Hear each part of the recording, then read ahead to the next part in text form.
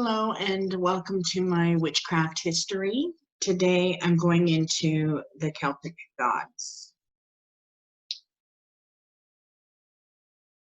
As with so much about the Celts, the details of many of their numerous gods and goddesses are sketchy. There is in fact little evidence that the Celts in different parts of Europe had many gods in common. A large number of their gods were localized, though there is little doubting the importance of the goddess figure to the general Celtic religious tradition. An interesting deity in Irish Celtic mythology is the great goddess Danu.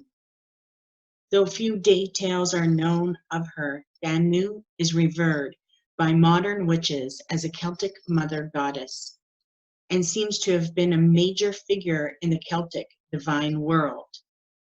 She appears as the mother in the ancient Irish pantheon to the Didanan, or the tribes of the goddess Dan. Danu or Anu was associated with magic and was celebrated particularly at the festival of Beltane on May 1st. Other important goddesses include Morrigan, a warlike deity who is often linked with other goddesses as part of the triple aspect common among many of the gods.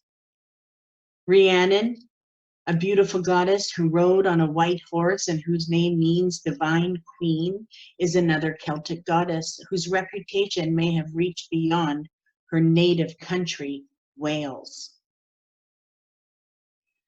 One Celtic deity who certainly was worshipped in different parts of Europe was Lugh,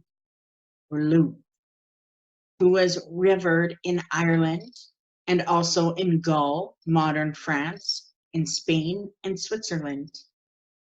He was regarded as a sun god in Ireland, and the important Irish and now Wiccan festival of Lunasa on August 1st is named after him. In Roman Gaul, the feast of the divine emperor Augustus was held on the same day at Lugdunum, modern Lyons. Lugh is said to have carried a magical spear and was accompanied by two ravens. In this, he shows similarity to the Norse god Odin. Another member of the Tuatha pantheon was the Irish god Dagda, who was the father god of the Irish and the god of fertility, as well as a sorcerer. A significant but confusing goddess is Bridget, or Brig, or Bride, who has subsequently been adopted by Christianity as the mother saint of Ireland. Bridget is often identified as a triple goddess and seen by some as a divine figure for all the Celtic peoples, not just in Ireland. She was connected with childbirth and healing, as well as with crafts and with war. It is still not clear whether there was just one Bridget or lots of different ones who shared the same or similar name.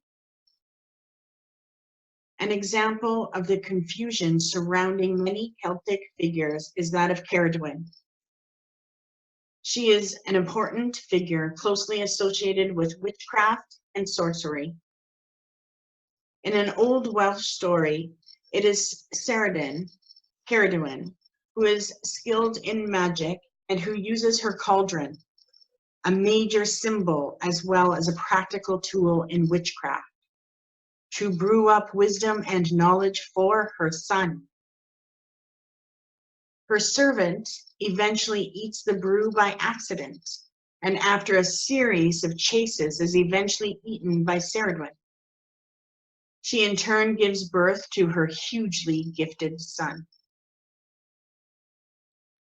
Cerridwen is now revered by modern Wiccans as the goddess of wisdom, divination, and magic. She is linked to the cauldron, which has traditionally symbolized fertility and rebirth. However, some modern scholars doubt whether Cerridwen was an old Celtic goddess at all, and suggests She was an invention of writers in the early Middle Ages.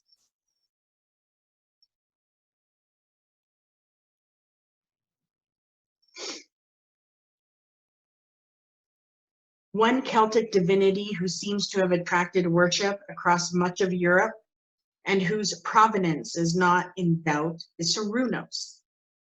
He is one version of the horned god who was worshipped widely by the Celts and who is an important figure in modern witchcraft. Cernunnos is famously depicted on the side of the 1st century gun-struck cauldron found in Denmark. The figure has the antlers of a stag and is sitting cross-legged. To Wiccans, the horned god is the consort of the lady, of the goddess.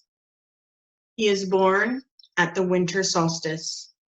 When the days start to get longer, marries the goddess at Beltane, May 1st, and then dies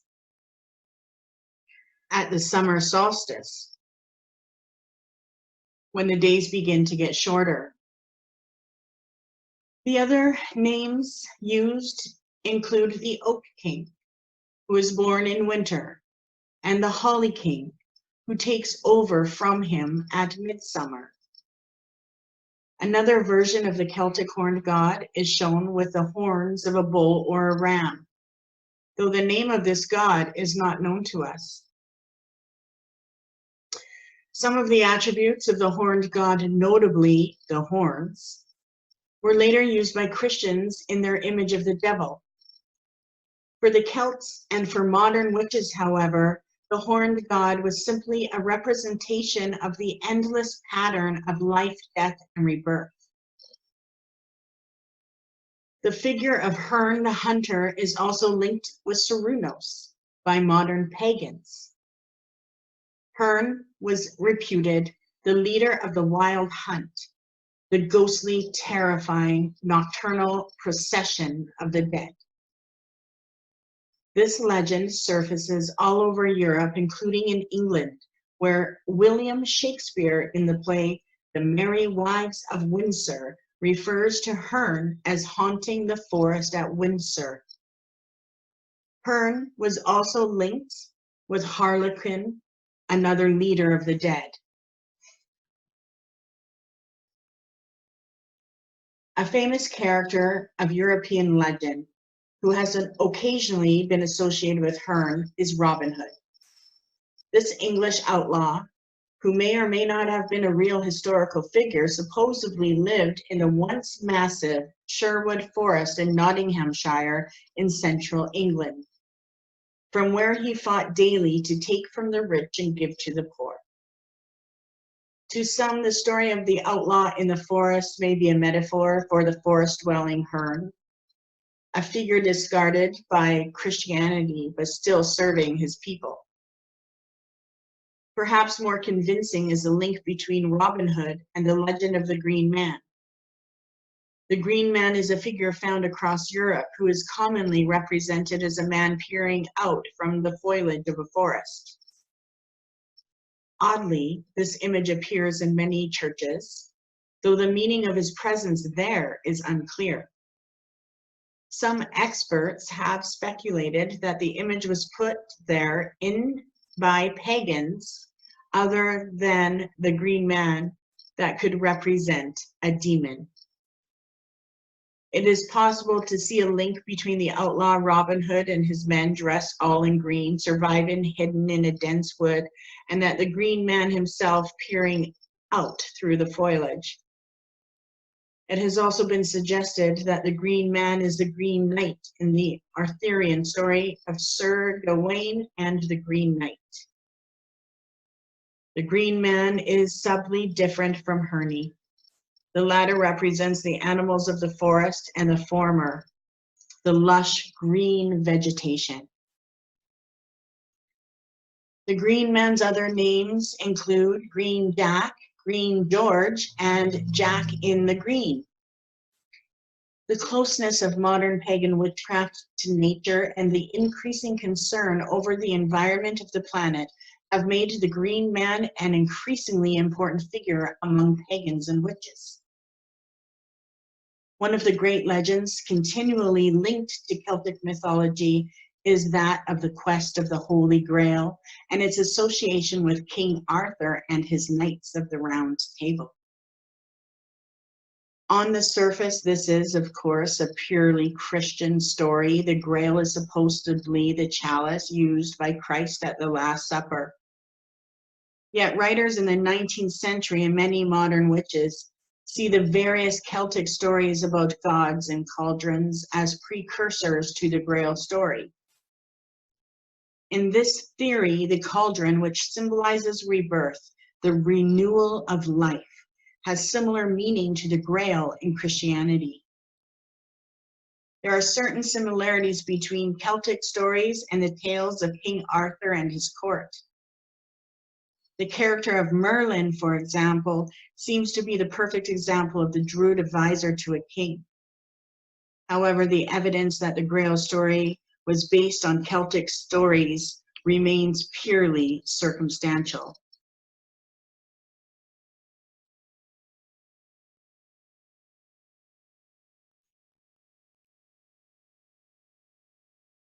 The legend of the King Arthur with the Lady of the Lake was almost certainly based on a real man, and his story and that of the Knights of the Round Table probably reflect old Celtic legends.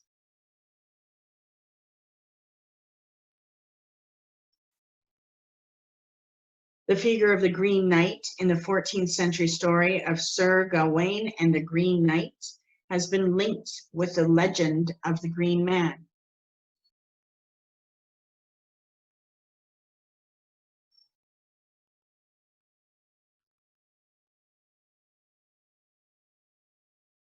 King Arthur's magician Merlin is seen as representing the archetype druid. He is both advisor to the king and also a skilled magic worker.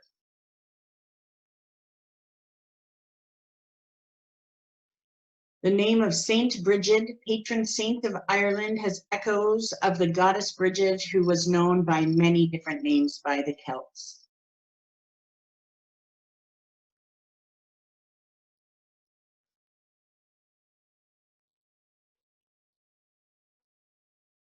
The famous image of Cernunnos, a Celtic god of nature and especially animals, is now revered by modern witches as a form of the horned god. It comes from the side of a cauldron dating back from the 1st century AD that was found in Denmark. I hope you enjoyed this video and learned something new from it. Feel free to go on to the next audio, the Witchcraft History series that I've put together. And if you are new to this, starting at part 1 will take you through the timeline of the history of witchcraft. I hope you enjoyed this. Wishing you a wonderful day and many blessings to you. Bye-bye.